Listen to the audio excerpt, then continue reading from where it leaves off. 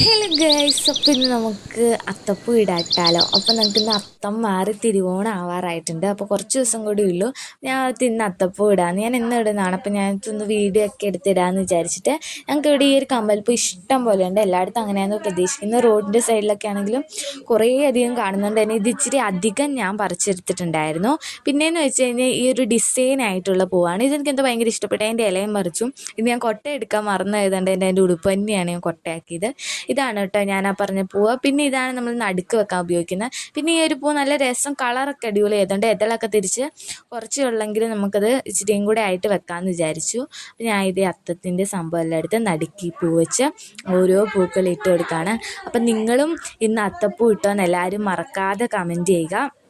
അപ്പോൾ ഇതേ രാവിലെ ഇങ്ങനെ ഒരു അത്തപ്പൂ ഒക്കെ ഇടുന്ന അടിപൊളി ഒരു വൈബാണ്. ഭയങ്കര സന്തോഷമെല്ലാം തരും. ശേഷം നമ്മൾ ഈ ആ ഡിസൈൻ ആയിട്ടുള്ള പൂ ഇങ്ങനെ വെച്ച് കൊടുക്കുമ്പോൾ നല്ല ഭംഗിയുണ്ട്. അപ്പോൾ എല്ലാം ഇഷ്ടപ്പെടുകയാണെങ്കിൽ ലൈക്കും സബ്സ്ക്രൈബും കമൻറ്റും ചെയ്യുക. Tata bye bye.